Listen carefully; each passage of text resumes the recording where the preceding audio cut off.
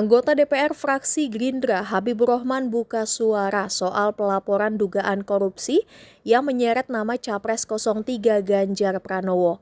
Wakil Ketua TKN Prabowo Gibran itu juga menyampaikan pesan kepada Komisi Pemberantasan Korupsi atau KPK atas laporan terhadap Ganjar Pranowo.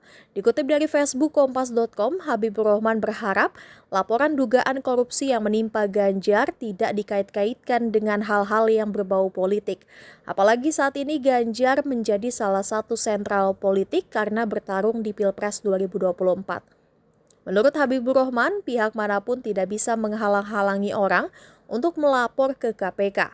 Habibur Rahman kemudian memberikan pesan untuk KPK agar bisa tetap menjaga profesionalitas dalam menangani laporan tersebut.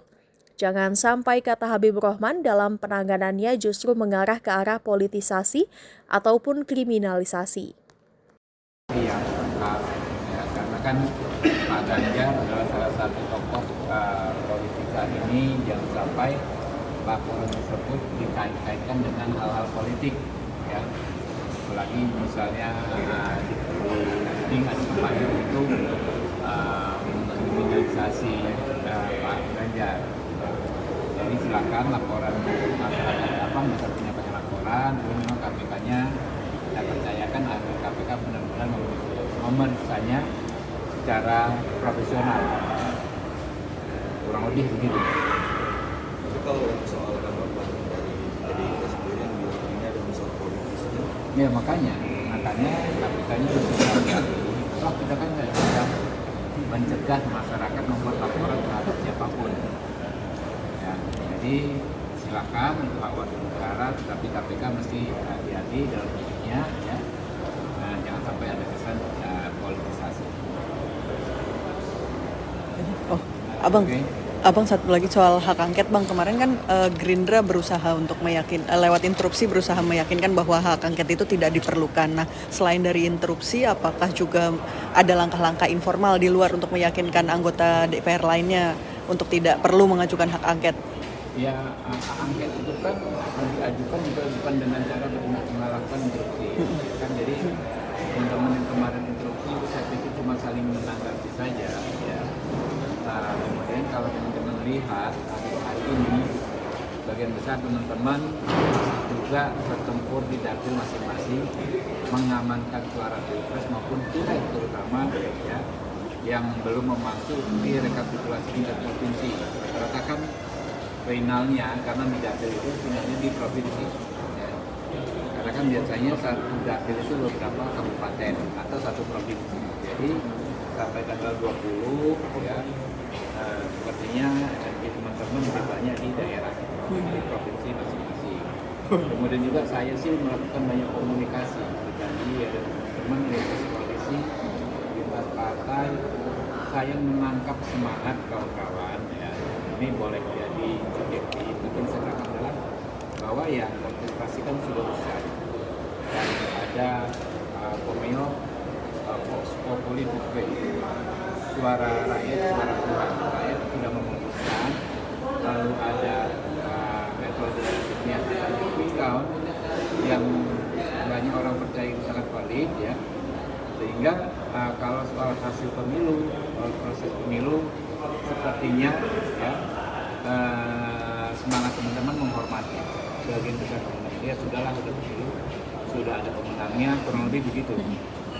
Tapi kalau soal teks perbaikan ya, hak angket misalnya untuk perbaikan agar pemilu yang akan datang lebih baik lagi, ya ada yang berpendapat oke, ada yang berpendapat belum diperlukan saat ini. Kenapa?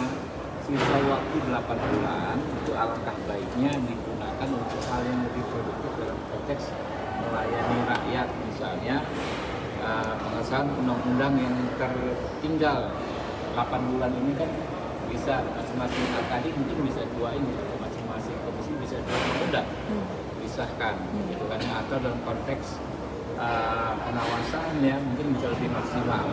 Jadi bisa saja nggak perlu angket, tapi dibahas di rapat-rapat bidang pengawasan.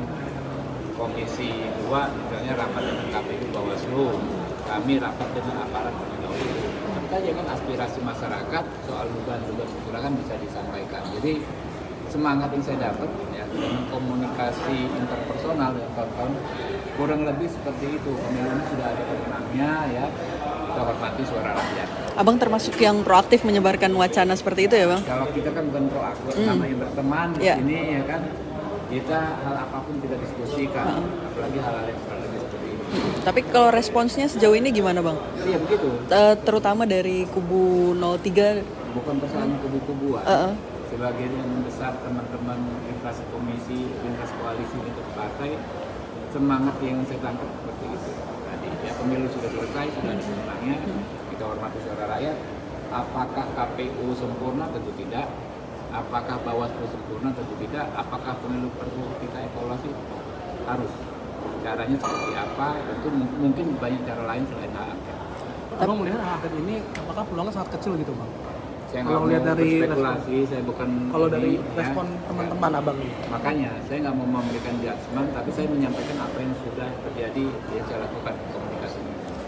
Tapi di luar itu Bang, apakah upaya untuk meyakinkan bahwa hak angket itu perlu diusulkan juga gencar Bang? Justru itu yang saya nggak lihat. Oke.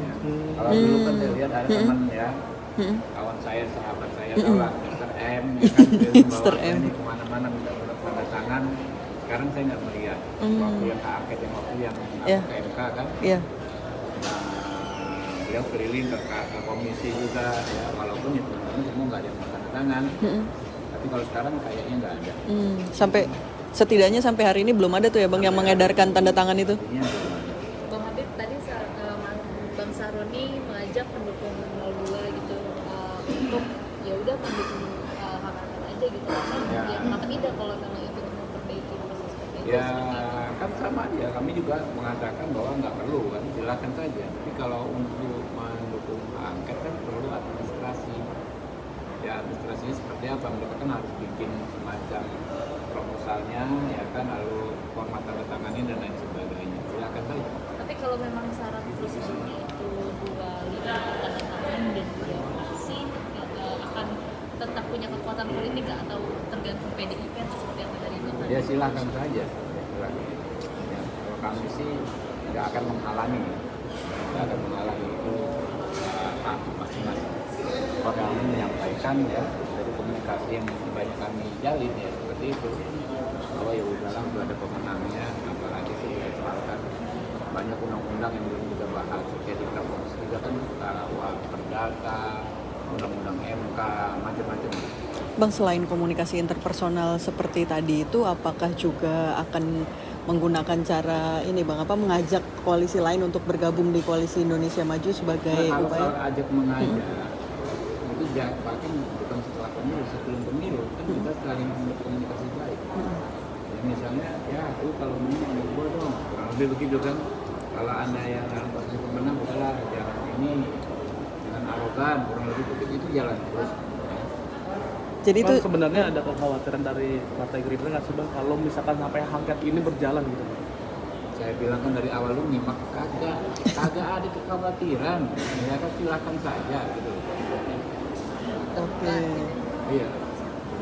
Jadi nggak perlu nawarin ini ya Bang, jabatan gitu agar untuk Bukan meredam dalam- hak dalam- angket. dalam konteks kebersamaan ya kami di sini komunikasi yang baik sekali ya. Bahkan kami sering ngomong begitu sebelum pemilu, yang kalah jangan lupakan, yang menang jangan jangan lupakan lupakan yang kalah, kurang lebih begitu. Itu komunikasi yang menurut saya walaupun terkesan sederhana tapi maknanya mendalam, bahwa kami ini diberikan amanah sama rakyat, tidak boleh jumawa, kurang lebih begitu. Dan itu terus digencarkan oleh Nah itu berjalan alami, Oke. natural ya. Kita bukan konteks proyek, memang naturalnya begitu. Bang Habib tadi Pak Prabowo tampaknya semakin percaya diri karena kemarin juga bilang saya insya Allah akan dilantik 20 Oktober nanti. Nah ini sebenarnya dari melihat apa yang ditunjuk Pak Prabowo di depan publik ini diikuti juga dengan langkah Pak Prabowo mengajak tokoh-tokoh untuk nantinya bergabung kah di koalisi atau seperti Bukan apa? soal ajak mengajak, itu kan nggak ada kaitannya ya, dengan hak angket atau kekhawatiran apapun. Ajak mengajak itu adalah komitmen dan karakternya Pak Prabowo selama ini kan merangkul semua orang ya, semua pihak, semua elemen bangsa ini kita akan libatkan ke depan ya. Yang berkenan, kalau nggak berkenan ya nggak apa-apa juga gitu. Jadi soal percaya diri Ya siapa yang nggak percaya diri adalah posisi sekarang. Kalau di posisi Pak Prabowo, siapa yang nggak percaya diri? Kita unggulnya sangat tinggi, ya, hampir 30% ya, dengan yang second. Lalu itu juga dikonfirmasi dengan temuan berbagai lembaga survei yang sangat terpercaya. Kalau kita melihat dibandingkan dengan pemilu-pemilu sebelumnya kan, menurut sebagian besar rakyat yang kami terima ini pemilu yang paling lancar. Ya. Kalau ada tuduhan kecurangan kan itu dari ketiga paslon, bukan berarti dominasi oleh satu paslon. Oke. Oke ya. Oke, siap. Makasih Bang Habib. Jangan lupa subscribe ya.